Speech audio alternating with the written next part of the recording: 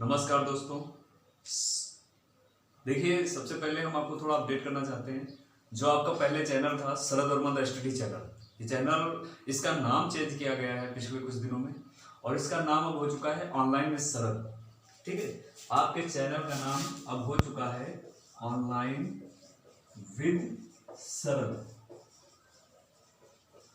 और फिर उसके बाद हम आपसे क्षमा याचना करते हैं कि कुछ दिनों से आपको वीडियो नहीं मिल रही थी। वीडियो ना मिल पाने का कारण कुछ समस्याएं थी, शारीरिक समस्याएं भी थी, और कुछ इधर वर्क भी ऐसे हो गए थे कि आपको वीडियो नहीं मिल पा रहे थे। चलिए, कोई बात नहीं, आज हम वीडियो पर आए। हाथ में थोड़ी सी चोट है, तब भी कोई दिक्कत नहीं। हमारा जो टॉपिक है या ऑनलाइन विद शरद चैनल पर हमारा जो आज टॉपिक है वो है इंडियन पॉलिटी। वही अपने जो टॉपिक्स हैं आगे उनको बढ़ाते हैं संविधान को। और आज हम भाग 1 की बात करने वाले हैं। संविधान का भाग 1, संघ तथा राज्य क्षेत्र, आर्टिकल 1 से 4 तक, है ना। अनुच्छेद 1 से 4 तक संविधान में बात किसकी की गई है? संघ तथा राज्य क्षेत्र की। तो आज हम इसी के बारे में बात करेंगे। पूरा टॉपिक ऐसा ही है, आपको इसी वीडियो में पूरा का पूरा क्लियर करवा दिया जाएगा, और जितने भी इंपॉर्टेंट क्वेश्चन होंगे वो आपको नेक्स्ट वीडियो के डिस्क्रिप्शन में पीडीएफ के थ्रू मिल जाएंगे। ठीक है, तो आर्टिकल 1 की बात करेंगे, आर्टिकल 2, आर्टिकल 3 और आर्टिकल 4, है ना।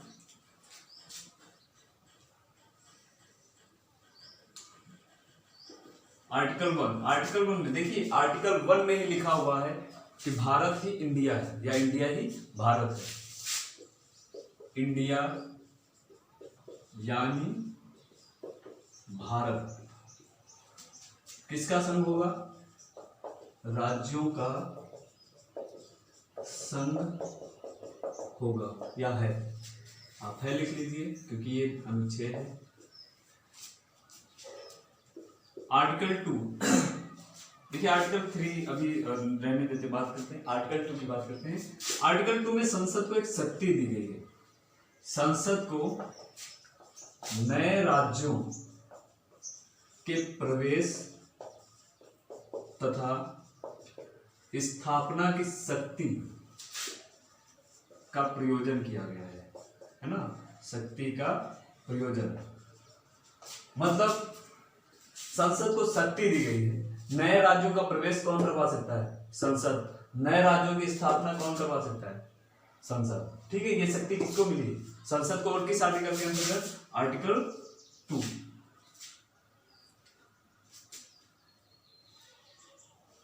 ये निकाल देते हैं क्या? देखिए, आर्टिकल 2 का ये जोड़ा गया था बीच में, जो कि बाद में निरस्त भी कर दिया गया है। ये जोड़कर सिक्किम को विशेष उपबंध, वो भी किसके अंतर्गत? संघ में। सिक्किम को संघ में विशेष उपबंध दिए जाए, विशेष उपबंध दिए जाए। सिक्किम की बात सुन लीजिए थोड़ी सी। देखिए, सिक्किम जब देश आजाद हुआ था उस वक्त सिक्किम एक अधिग्रहित क्षेत्र था। अधिग्रहित क्षेत्र था। देखिए, जब भारत को एक स्वतंत्र डोमिनियन बनाया गया तब उस वक्त बनाया गया संघ, और फिर बनाया गया राज्य, और उसी के बाद तीसरा नंबर आया किसका? अधिग्रहित क्षेत्र का। देखिए, संघ केंद्र, राज्य प्रांतों से संबंधित थे, और अधिग्रहित क्षेत्र केंद्र सरकार हो गई, ये राज्य सरकार हो गई। लेकिन केंद्र सरकार जिस पर यहां पर इनका स्थानीय शासन रहेगा, लेकिन नियंत्रण किसका रहेगा? केंद्र सरकार का। तो ऐसे क्षेत्र क्या हो जाते हैं? अधिग्रहित क्षेत्र। इसीलिए अधिग्रहित क्षेत्र को संघ में विशेष उपबंध देने का प्रयोजन किस आर्टिकल में बनाया गया? आर्टिकल 2 का में। नोट कर लीजिए जल्दी से। और ये अब निरस्त हो चुका था, ये निरस्त हुआ है 1975 ईस्वी में, जब सिक्किम को पूर्ण राज्य का दर्जा दिया गया था। अभी आगे इसकी बात करेंगे। आर्टिकल 3 आर्टिकल 3 में क्या लिखा हुआ है? आर्टिकल 3 में नए राज्यों तथा पुराने राज्यों के नाम परिवर्तन,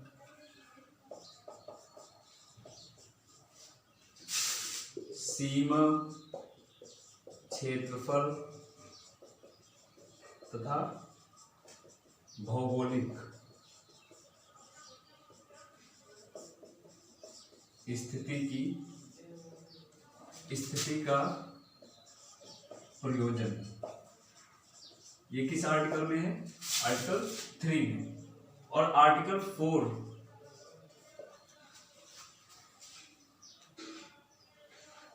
4 में लिखा हुआ है, पहली और चौथी अनुसूची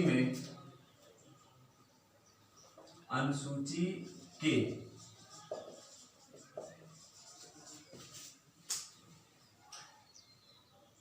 संशोधन तथा अनुपूरक, आनुषांगिक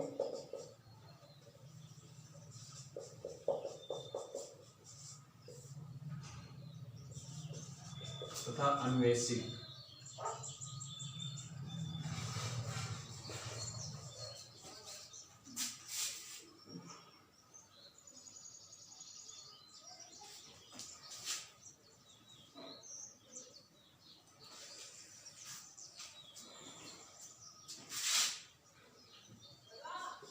को आप परिमाणिक भी ले सकते हैं।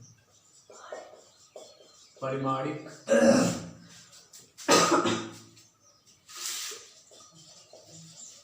विषयों के उपबंध में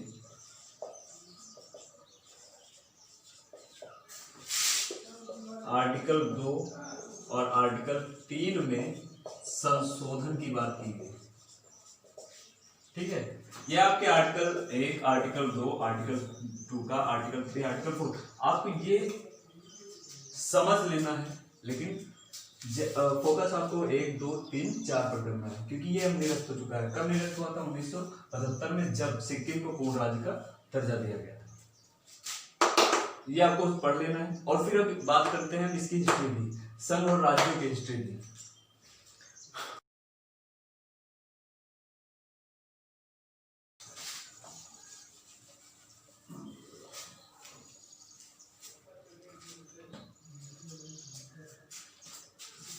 आइए बात करते हैं जल्दी से।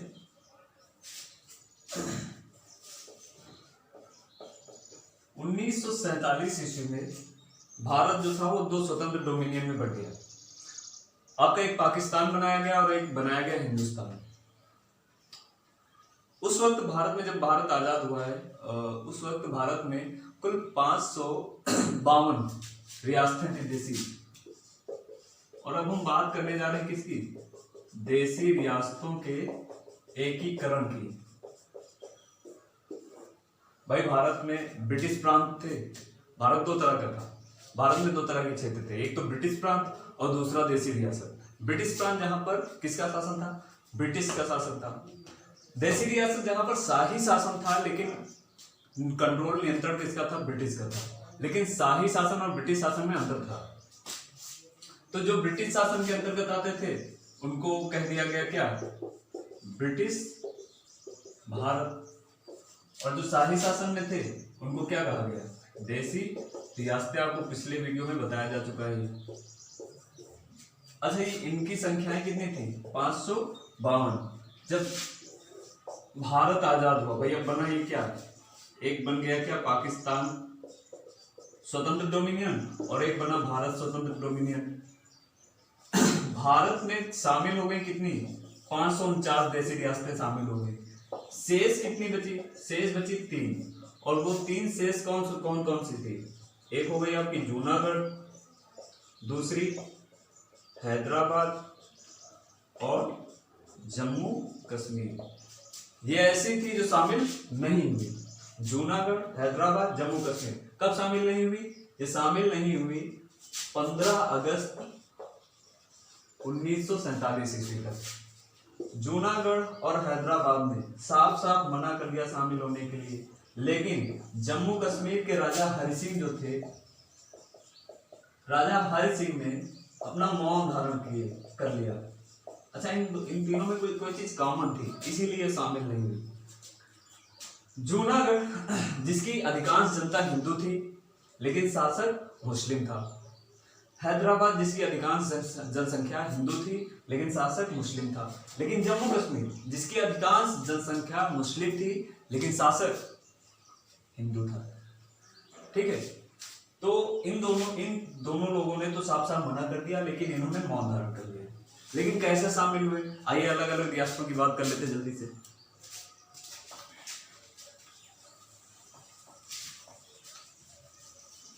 549 शामिल हो गई हैं, 3 शेष हैं, और 3 शेष जो थी अब वो फिर से शामिल होने जा रही हैं। देखिए, सबसे पहले बात करेंगे हम लोग जूनागढ़ रियासत की। जूनागढ़ रियासत के जो शासक थे, शासक का नाम था मोहम्मद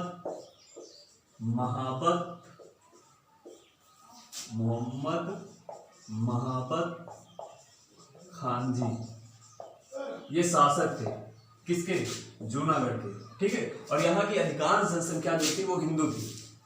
इन्होंने क्या किया? इन्होंने साफ साफ मना कर दिया, कहा कि भैया हम शामिल नहीं होंगे भारत में। फिर अच्छा, एक चीज और देखिए, यहाँ के जो दीवान थे उनका नाम था सर शाह नवाज भुट्टो। ये यहाँ के दीवान थे। जूनागढ़ के अधीन तो 2 राज्य थे, जूनागढ़ के अधीन थे ये दोनों राज्य। फिर इसी कहानी बताने जा रहे हैं। एक थे मंगरोल, मतलब ये राज्य का नाम है मंगरोल, और एक था बाबरियावाड़। ठीक है, जूनागढ़ ने क्या किया कि लगभग 2 महीने बाद, भारत की आजादी, भारत जब बना तो उसके लगभग 2 महीने बाद जूनागढ़ ने घोषणा कर दी। जूनागढ़ के शासक ने, महाबत खान जी ने घोषणा ये की कि हम भैया पाकिस्तान में शामिल हो जाएंगे। पाकिस्तान का व्यापार भी इन्होंने स्वीकार कर लिया, और इसका कारण ये बताया कि पाकिस्तान समुद्र के रास्ते से इनके नजदीक है, ये पाकिस्तान से जुड़े हुए हैं। लेकिन ये बात इन लोगों ने नहीं मानी। मंगरोल और बाबरियावाड़ ने तुरंत एक घोषणा कर दी। उन्होंने कहा कि हमें इससे जूनागढ़ से स्वतंत्रता चाहिए और हम शामिल होंगे किसमें? भारत में।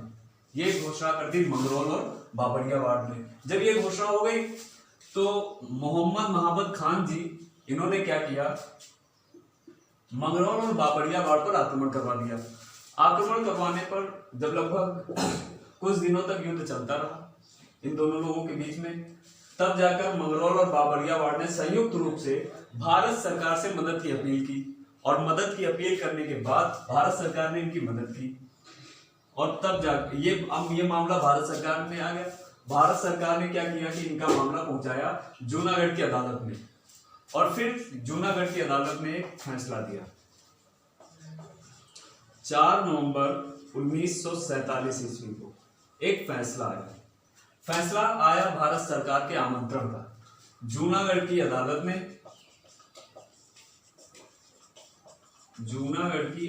ने भारत सरकार को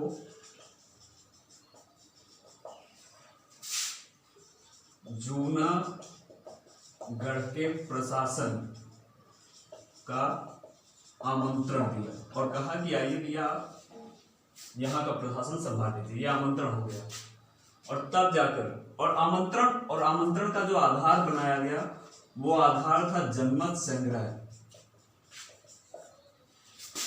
फरवरी 1948 सर शाह नवाज भुट्टो, ये वहां के दीवान थे जूनागढ़ के, शाह नवाज भुट्टो ने जनमत संग्रह करवाया जो कि सर्वसम्मति से भारत के पक्ष में आया, और इस तरह जूनागढ़ भारत में शामिल हो गया। नोट कर लीजिए। अब बात करेंगे हैदराबाद की।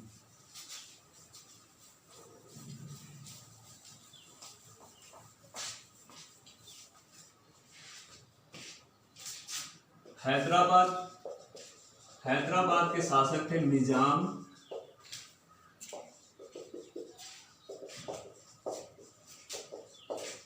मीर उस्मान अली। ये यहाँ के शासक थे, निजाम मीर उस्मान अली। और यहाँ पर भी वही था कि यहाँ की अधिकांश जो जनसंख्या थी वो हिंदू थी, और यहाँ के जो राजा थे वो मुस्लिम थे। अच्छा, इनका हिसाब थोड़ा उल्टा था। उल्टा क्या था कि इन्होंने मना तो कर दिया कि हम हिंदुस्तान में शामिल नहीं होंगे, लेकिन इन्होंने पाकिस्तान में शामिल होने की कोई बात नहीं की। लेकिन दक्षिण अफ्रीका से इनके जो व्यापारों की इनकी तस्करी थी वो लगातार चलती थी। इन्होंने आयात जारी रखा व्यापार हथियारों का, और धीरे धीरे इन्होंने अपनी हिंदू जनता पर अत्याचार करना शुरू कर दिया, आक्रमण करना शुरू कर दिया, उन्हें लूटना शुरू कर दिया, उन पर कर बढ़ा दिए गए।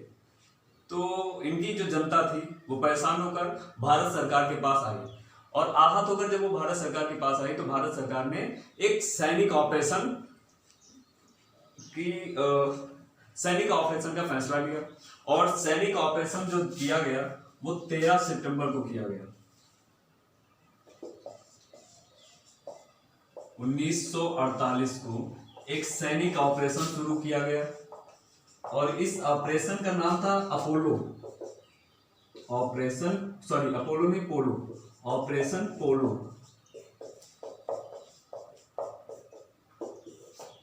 जो कि कब किया गया? 13 सितंबर 1948 ईस्वी को हैदराबाद के लिए किया गया। ठीक है, 4 दिन तक चलने के बाद 17 सितंबर 1948 ईस्वी में हैदराबाद सैनिक कार्रवाई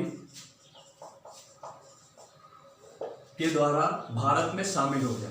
ठीक है, हैदराबाद जहां के शासक थे निजाम मीर उस्मान अली, 13 सितंबर 1948 ईस्वी को यहाँ के सैनिकों के ऊपर एक सैनिक कार्रवाई भारत सरकार के द्वारा की गई, ऑपरेशन पोलो, भारतीय जवानों के द्वारा। और 17 सितंबर 1948 ईस्वी को हैदराबाद सैनिक कार्रवाई के द्वारा भारत में शामिल हो गया। और अब बात करेंगे हम लोग किसकी? जम्मू कश्मीर की।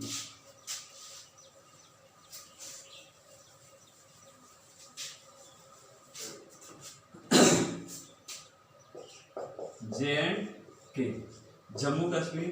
यहाँ के जो शासक थे वो थे राजा हरि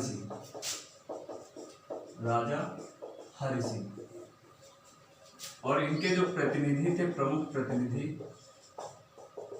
वो थे शेख अब्दुल्ला। शासक हिंदू और यहाँ की जनता, अधिकांश जनता यहाँ की मुस्लिम थी। तो क्या हुआ कि इन्होंने पहले तो अपना मौन धारण किया क्योंकि इनकी जनता सहमत नहीं थी भारत में शामिल होने के लिए, लेकिन बाद में पाकिस्तान के कुछ कबीलियाई मिलकर इन पर आक्रमण करते हैं। जब आक्रमण करते हैं तो यहाँ की जनता आहत हो जाती है। तो कुछ दिनों तक तो ये जो कबीले वाले थे, जो आदिवासी बन के आए थे, सैनिकों के साथ आए थे, उनके पास हथियार भी थे, उनसे कुछ दिनों तक तो ये युद्ध करते हैं, लड़ाई करते हैं। लेकिन जब ये जीत नहीं पाते हैं, जब इनको लगता है कि अब हम अपनी जनता को बचा नहीं सकते हैं, तब इनके जो प्रतिनिधि हैं शेख अब्दुल्ला, ये दिल्ली आते हैं। दिल्ली आकर ये भारत सरकार से बात करते हैं कि हमारे राजा आपके साथ शामिल होना चाहते हैं क्योंकि वो आपकी मदद चाहते हैं। तो भैया बात जब ये हुई तो 26 अक्टूबर 1947 ईस्वी को दिल्ली समझौता हुआ। दिल्ली समझौते पर हस्ताक्षर हुए। समझौता यही था कि जम्मू कश्मीर जो अभी तक देशी रियासत थी, अब भारत सरकार में शामिल हो रही है, और अब इस पर नियंत्रण किसका होगा? भारत सरकार का। लेकिन कुछ शर्तें इनकी भी थी। शर्तें यही थी कि हम आगे चलकर अपना संविधान खुद बनाएंगे, हमको भारत सरकार में एक विशेष राज्य का दर्जा चाहिए। मान ली गई बात और वो दिल्ली समझौता हो गया। दिल्ली समझौते पर हस्ताक्षर हुए 26 अक्टूबर 1947 ईस्वी को, और किया किसने? राजा हरि सिंह ने। 5 मार्च 1948 ईस्वी को, अब भाई भारत सरकार ने अपने सैनिक भेजे, जो कबीलियाई थे उनसे लड़ाई हुई, उनको खदेड़ दिया गया, जम्मू कश्मीर आजाद हो गया। और जम्मू कश्मीर में अब एक सरकार बनेगी, और वो बनी कब? 5 मार्च 1948 ईस्वी को एक अंतरिम सरकार बनाई गई, राजा हरि सिंह ने बनाई, अंतरिम सरकार की घोषणा की। और अंतरिम सरकार की घोषणा करने के बाद जिसके प्रधानमंत्री किसे बनाया गया? शेख अब्दुल्ला जी को। 1951 मई 1951 में जम्मू कश्मीर ने अपनी एक संविधान सभा निर्वाचित करवाई। संविधान सभा निर्वाचित हुई मई 1951 में जम्मू कश्मीर की संविधान सभा निर्वाचित हुई, और 31 अक्टूबर 1951 को इसकी प्रथम बैठक हुई। इसी संविधान सभा की प्रथम बैठक हुई। तो इन्होंने अपना संविधान बनाया, और संविधान बनाने के बाद अब 1952 ईस्वी की बात करेंगे, बहुत ही खास है, आपको समझना है। 1952 में भारतीय संविधान की धारा या अनुच्छेद आप कह लीजिए 370 में जम्मू कश्मीर को विशेष राज्य का दर्जा दिया गया। जम्मू कश्मीर को विशेष राज्य का दर्जा दिया गया। जम्मू कश्मीर को विशेष राज्य का दर्जा दिया गया 1952 ईस्वी में। भारतीय संविधान की धारा किसमें? 370 ईस्वी में। ठीक है, अब यहां से आप समझ सकते हैं कि 1952 ईस्वी में 370 लागू हुई थी, और 5 अगस्त 2019 को 370 हटा दी गई, तो विशेष राज्य का दर्जा भी हटा दिया गया। जम्मू कश्मीर भी शामिल हो चुकी है पूर्ण रूप से कब? 5 मार्च 1948 ईस्वी को। किसमें? भारत में। ठीक है, 1948 ईस्वी तक अब ये सब शामिल हो चुके हैं। देशी रियासतों का एकीकरण हो गया। नोट कर लीजिएगा, बैठ करके आप अच्छे से नोट कर लीजिए।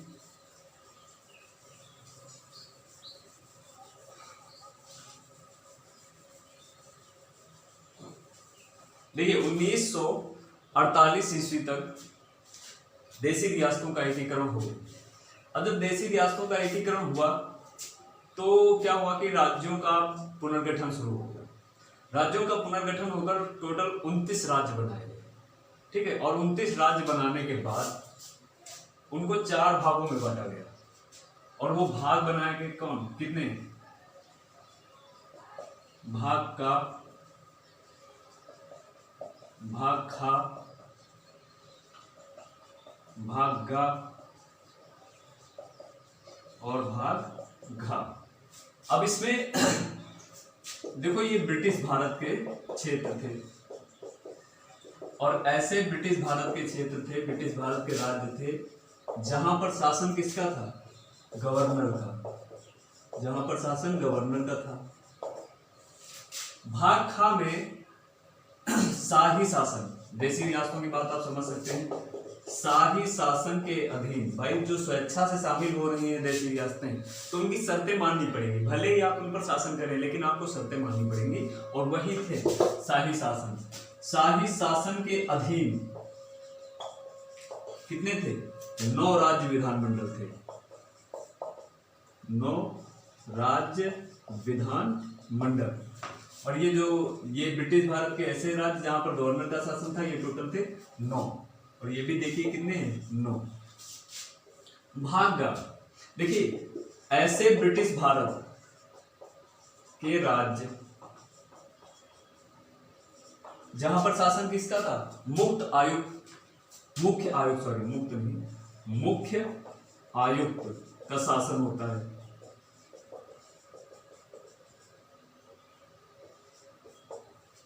और ये टोटल कितने थे 10। और भाग घ में सिर्फ और सिर्फ रखा गया किसे, अंडमान निकोबार द्वीप समूह को, क्योंकि उस वक्त 1949 में उस वक्त सिर्फ और सिर्फ अंडमान निकोबार द्वीप समूह एक द्वीप नहीं था, बहुत सारे द्वीप इसके समूह थे। ठीक है, तो भाग घ में जितने भी द्वीप समूह आते थे वो अंडमान निकोबार द्वीप समूह के अंतर्गत भाग घ में रखे गए। ठीक है, ये भाग बना दिए गए। अब जब इतने सारे भाग बन गए, राज्यों का शासन शुरू हो गया, तो अब कहीं कहीं से घटनाएं उठने लगी, भाषाओं के आधार पर लड़ाई झगड़े दंगे होने लगे। तो धीरे धीरे भाषाई आधार पर राज्यों का पुनर्गठन इसकी मांग उठने लगी। तो जब इसकी मांग उठने लगी तो भारत सरकार के पास जब ये मुद्दा आया तो भारत सरकार ने एक समिति बनाई, एक आयोग बनाया, धर आयोग, उसका नाम था धर आयोग।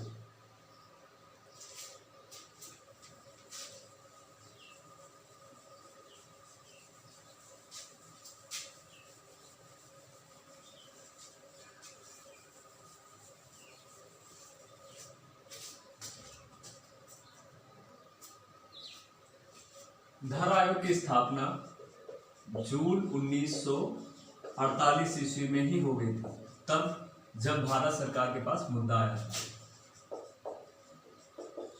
धर आयोग जब राज्यों के पुनर्गठन की बात होने लगी थी, जब राज्यों को भाग का, भाग खा, भाग गा और भाग घा में बांटा जाने लगा था, तब धर आयोग की स्थापना की गई थी। और इस धर आयोग के अध्यक्ष कौन थे? एसके धर, ये अध्यक्ष थे। इस आयोग ने अपनी रिपोर्ट भी प्रस्तुत की और वो रिपोर्ट प्रस्तुत की 1948 ईस्वी में, रिपोर्ट प्रस्तुत की। ठीक है, जब रिपोर्ट प्रस्तुत की तो उस रिपोर्ट में इन्होंने राज्यों के पुनर्गठन का जो भाषाई आधार भारत सरकार मान रही थी उसका विरोध किया। और इन्होंने कहा कि अगर आपको राज्यों का पुनर्गठन करना है तो आप प्रशासनिक सुविधा के आधार पर राज्यों का पुनर्गठन करें, भाषाई आधार पर नहीं। अतः आप कह सकते हैं कि धर आयोग ने पूर्ण रूप से राज्यों के पुनर्गठन के भाषाई आधार का विरोध किया दिसंबर 1948 में जब इन्होंने रिपोर्ट प्रस्तुत की। अच्छा, ये जो बात हुई, इन्होंने जो विरोध किया, इससे जनता में आक्रोश फैल गया, असंतोष फैल गया। और जब जनता में असंतोष फैला तो कांग्रेस आगे आई। कांग्रेस ने तुरंत दिसंबर 1948 ईस्वी में ही, देखिए सेम डेट, दिसंबर 5-6 दिन आगे पीछे हो सकते, कोई दिक्कत नहीं। दिसंबर 1948 ईस्वी में ही इन्होंने एक समिति बनाई, जेवीपी समिति, जेवीपी समिति। और इसी समिति को कहा गया भाषाई प्रांत समिति। ठीक है, जेवीपी में जे है हमारे पंडित जवाहरलाल नेहरू, वी है हमारे सरदार वल्लभ भाई पटेल,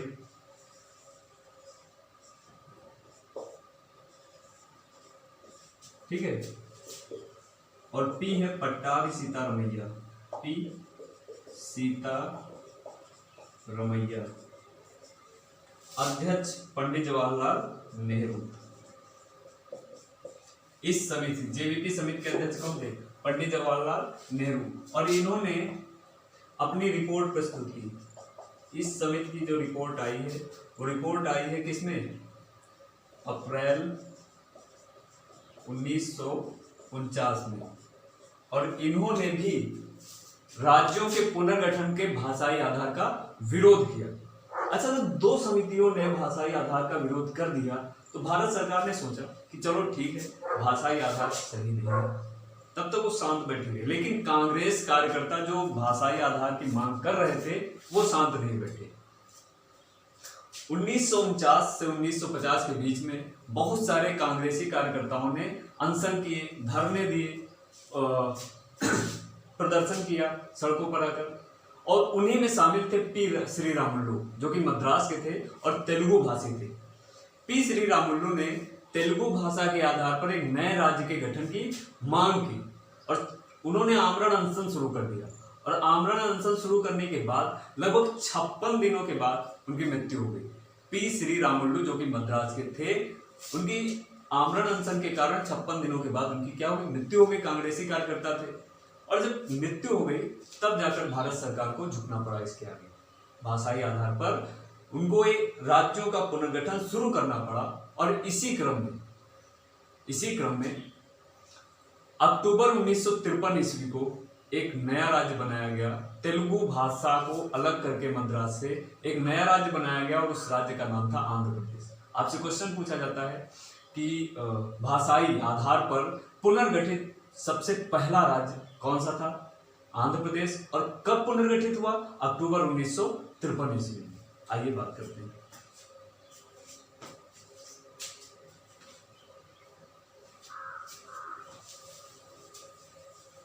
वो नोट कर लीजिएगा, पी श्री रामुलु वाली बात। अगर आप समझ नहीं पाए तो आप फिर से वीडियो को पीछे ले जाकर आप सुन सकते हैं। ठीक है, नोट कर लीजिएगा, बहुत इंपॉर्टेंट है।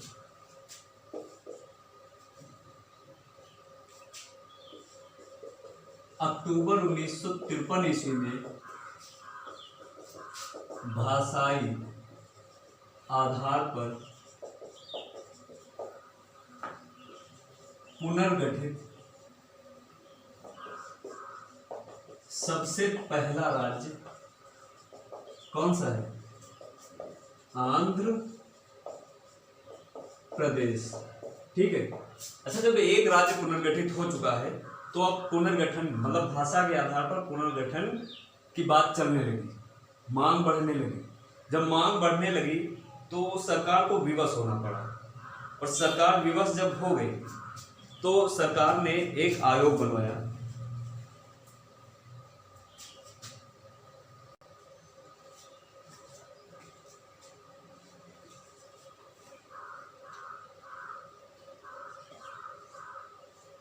ये नीचे देखा, चलिए इसकी बात।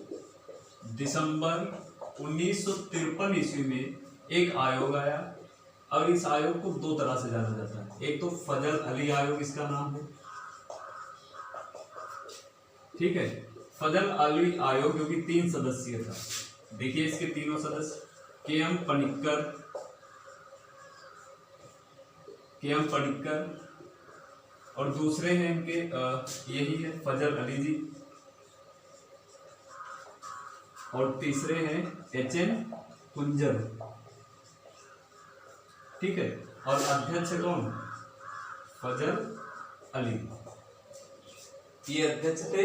और इसी आयोग का नाम रखा गया राज्य पुनर्गठन आयोग।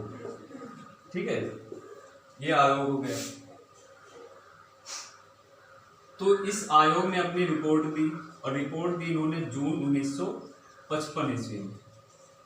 रिपोर्ट देकर इन्होंने कहा कि ठीक है, भाषाई आधार पर यदि आप राज्यों का पुनर्गठन चाहते हैं तो सबसे पहले आपको संविधान में एक अधिनियम लाना पड़ेगा। और फिर 7वां संविधान संशोधन हुआ। 7वें संविधान संशोधन के द्वारा, और 7वां संविधान संशोधन आपका हुआ 1956 ईस्वी में के द्वारा एक अधिनियम आया। अधिनियम का नाम था राज्य पुनर्गठन अधिनियम 1956। यह अधिनियम आ गया। इस अधिनियम के द्वारा राज्यों का पुनर्गठन शुरू हो चुका था, और 1 नवंबर 1956 ईस्वी तक भारत में कुल 14 राज्य और 6 केंद्र शासित प्रदेश थे। 14 राज्य और 6 केंद्र शासित प्रदेश। और वो 14 राज्य जो थे, आपको ध्यान उस पर नजर डाल लेंगे एक बार। भारत में 1 नवंबर 1956 ईस्वी तक कुल 14 राज्य और 6 केंद्र शासित प्रदेश थे।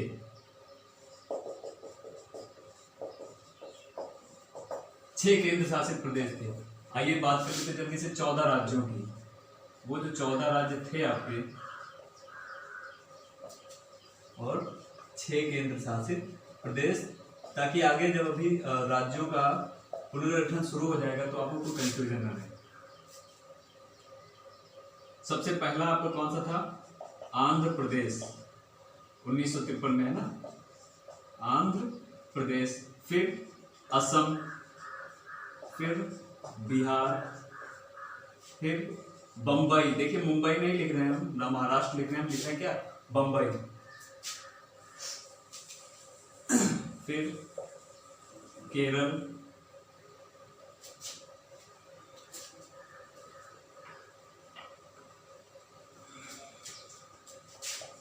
जम्मू एंड कश्मीर, मध्य प्रदेश, पंजाब,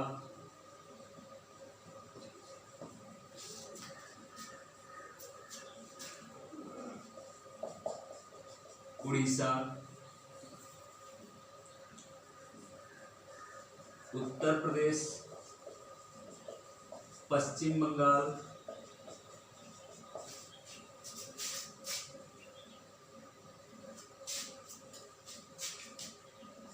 राजस्थान,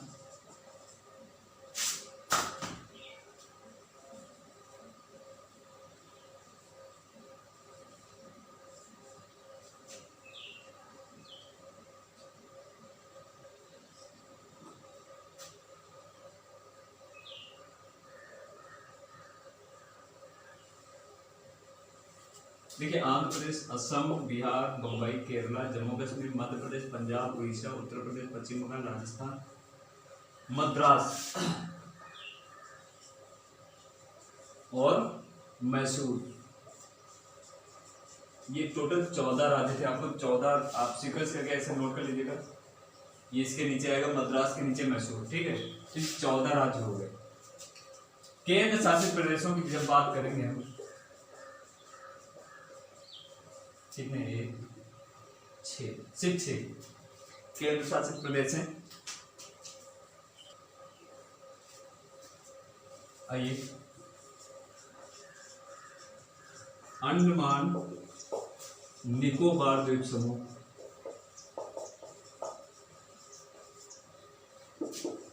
दिल्ली, हिमाचल प्रदेश। हिमाचल प्रदेश पहले केंद्र शासित प्रदेश ही था। लक्षद्वीप, मिनिकॉय, ये एक ही थे, ठीक है। तथा अमीन दीवी,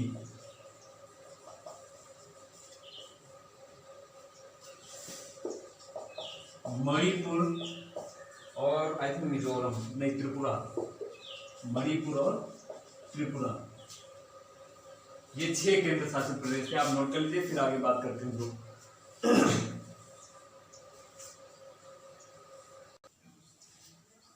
और अब राज्यों का पुनर्गठन शुरू हो गया। और अब देखिए आते हैं 1960, 1961, 1962, 1963।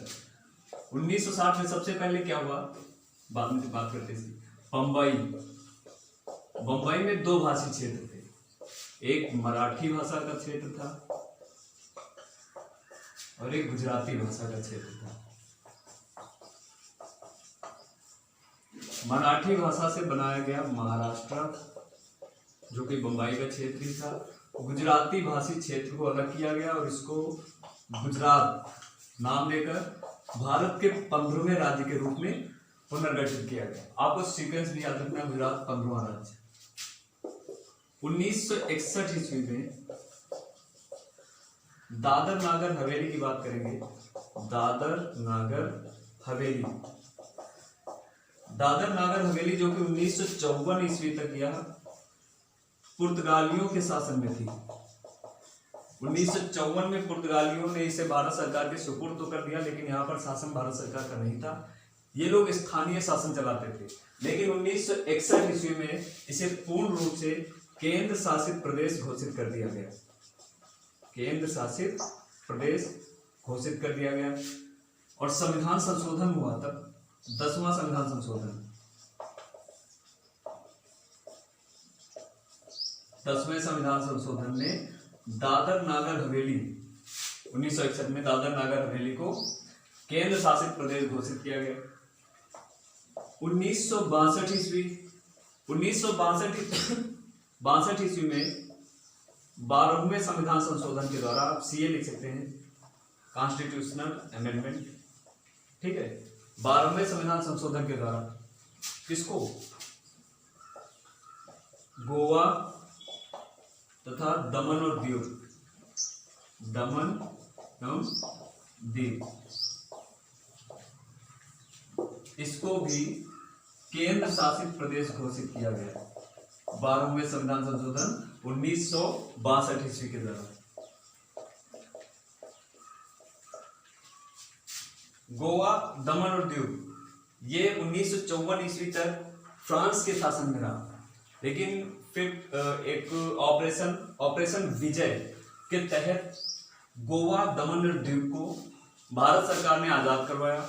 यहाँ पर भी वही स्थानीय शासन का हाल था, लेकिन गोवा को 1962 ईस्वी तक भारत सरकार ने अधिग्रहित क्षेत्र के रूप में इस पर शासन किया, और 1962 ईस्वी में 12वें संविधान संशोधन के द्वारा इसे पूर्ण रूप से केंद्र शासित प्रदेश घोषित कर दिया गया।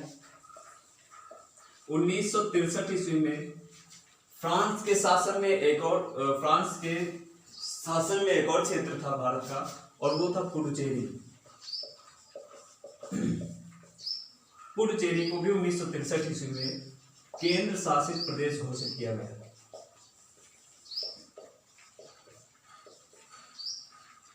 केंद्र शासित प्रदेश घोषित किया गया।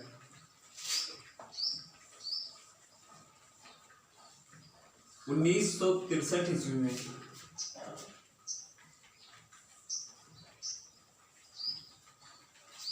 और ये 14वां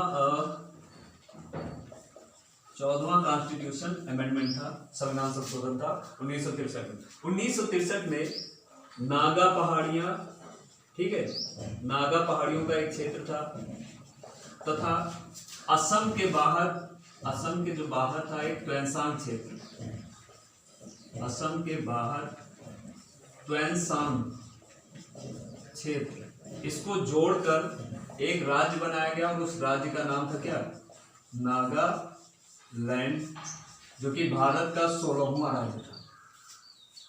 देखिए जल्दी से, 1960 में मुंबई के दो भाषी क्षेत्र, एक मराठी और गुजराती को अलग करके भारत का 15वां राज्य गुजरात बनाया गया।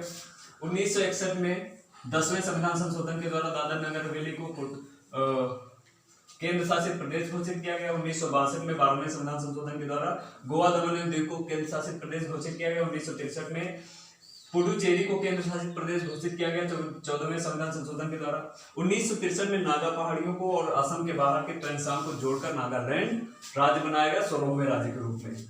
नेक्स्ट आते हैं जल्दी से।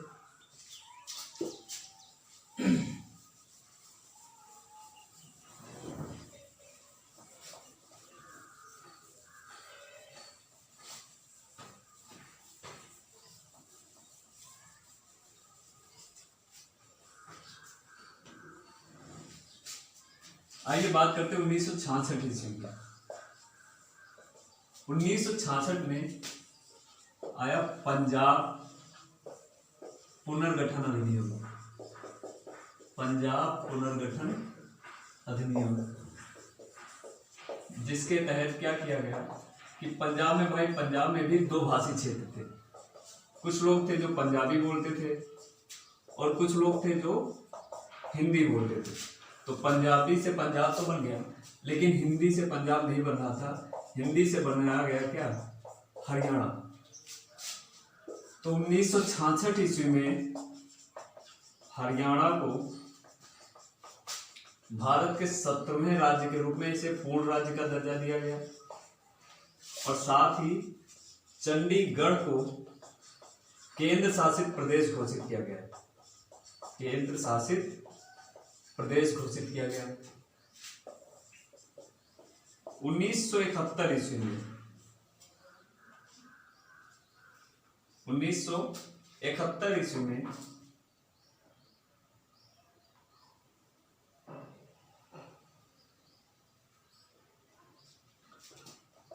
हिमाचल प्रदेश, अभी आपको बताया था हिमाचल प्रदेश 1 नवंबर 1946 1 नवंबर 1956 ईस्वी तक भारत में जो 6 केंद्र शासित प्रदेश थे उसमें से एक था। हिमाचल प्रदेश को अब केंद्र शासित प्रदेश से हटाकर इसे पूर्ण राज्य का दर्जा दिया गया। पूर्ण राज्य बनाया गया। कितने राज्य हो चुके हैं यहाँ पे? 17 राज्य हो चुके हैं। तो ये किस नंबर का होगा? 18वें नंबर का होगा। ठीक है।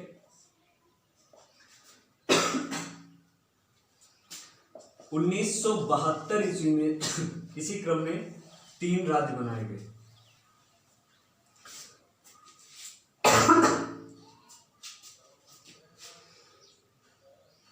मणिपुर, त्रिपुरा और मेघालय। मणिपुर और त्रिपुरा जो अभी तक केंद्र शासित प्रदेश थे, मेघालय जो कि एक संबंधित राज्य या उप राज्य इसको दर्जा था, अब इसको पूर्ण राज्य का दर्जा दे दिया गया। तो मणिपुर हो गया 19वें नंबर का राज्य, त्रिपुरा 20वां राज्य और मेघालय 21वां राज्य। ये पूर्ण राज्य हो चुके हैं 1972 ईस्वी तक। और फिर बारी आई 1975 की। 1974 ईस्वी में एक संशोधन हुआ, 35वां संविधान संशोधन। ठीक है, 35वां संविधान संशोधन हुआ जिसमें सिक्किम को उपराज्य का दर्जा दिया गया। सिक्किम को घोषित किया गया क्या?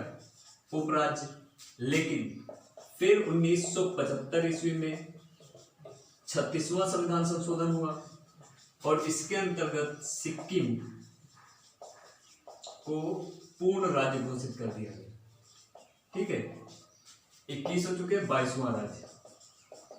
अब सुन लीजिए आपके क्वेश्चन आपसे ये भी पूछ सकता है, देखिए वनडे एग्जाम अगर आप देते हैं तो आपसे क्वेश्चन ये भी पूछ सकता है कि भारत के 22वें, जो कि पूछा जा चुका है ऑलरेडी, आप रेलवे के पेपर उठा के देखिए, आपको 2-3 बार ये रिपीटेड क्वेश्चन में मिलेगा कि भारत के 22वें राज्य के रूप में किस राज्य को पुनर्गठित किया गया था?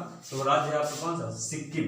अगर आपसे भाई ये आपसे इसलिए पूछता है क्योंकि इसे तुरंत 1 साल पहले ही क्या घोषित किया गया था? उपराज्य।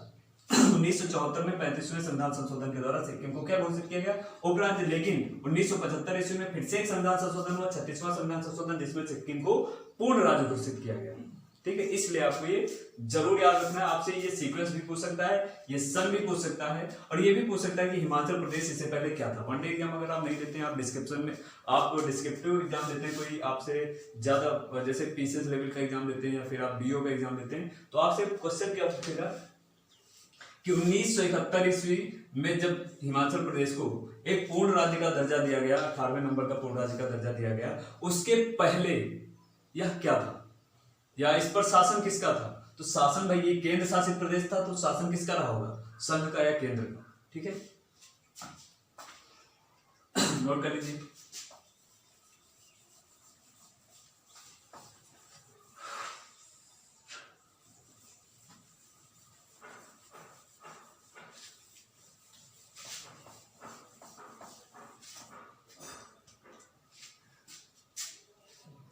अब बारी आएगी 1987 ईस्वी में। 1987 ईस्वी में हमको 3 राज्य एक साथ देखने, मिजोरम, अरुणाचल प्रदेश और गोवा। ठीक है,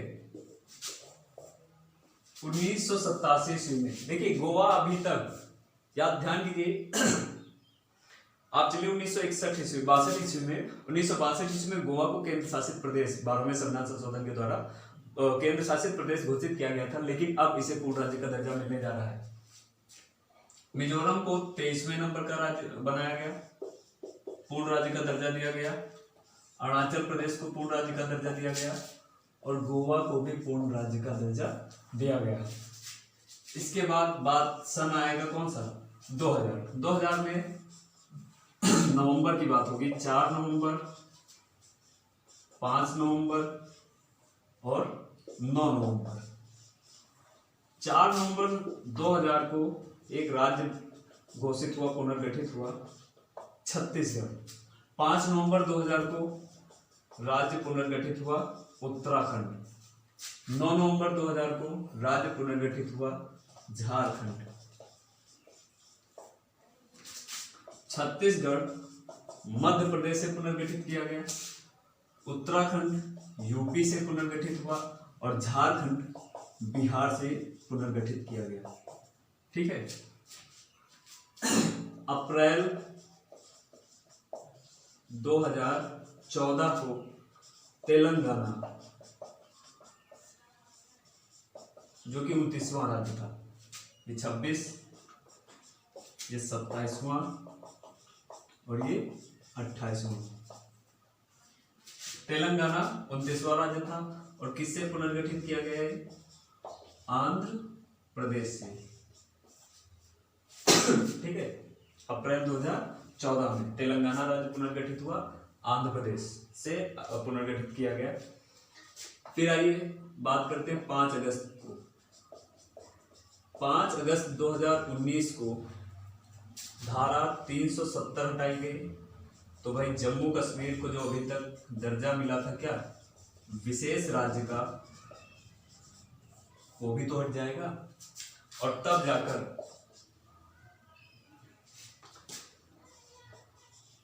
8वां केंद्र शासित प्रदेश, 8वां केंद्र शासित प्रदेश किसे? कश्मीर को, कश्मीर। और 9वां केंद्र शासित प्रदेश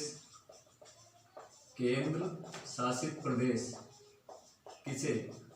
लद्दाख को। ठीक है, बनाए गए। फिर इसके बाद फरवरी 2020 की बात कर लें हम लोग जल्दी से। दादर नागर हवेली का विलय किसमें हो गया? दमन और दीव में। ठीक है, और अब इस संयुक्त केंद्र शासित प्रदेश की राजधानी जो है, वो राजधानी हो चुकी है क्या? दमन। फरवरी 2020 में दादर नागर, भाई अभी तक क्या, फरवरी 2020 के पहले दादर नागर हवेली अलग केंद्र शासित प्रदेश था, दमन और दीव अलग केंद्र शासित प्रदेश था। लेकिन भारत सरकार ने फरवरी 2020 में एक नया फैसला लिया और दादर नागर हवेली और दमन और दीव, इन दोनों केंद्र शासित प्रदेशों को मिला दिया और एक संयुक्त केंद्र शासित प्रदेश बनाया और इसकी राजधानी क्या है? दमन। इस तरह से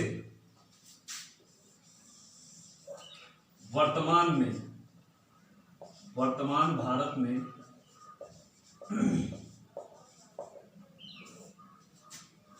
भाई अभी तक कितने थे राज्य? 29 राज्य थे। जम्मू कश्मीर राज्य का दर्जा हट गया तो राज्य कितने बचे? 28। और केंद्र शासित प्रदेश कितने बचे? 8। ये है आपका वर्तमान भारत। और इसी के साथ हम अपना टॉपिक ही खत्म करते हैं।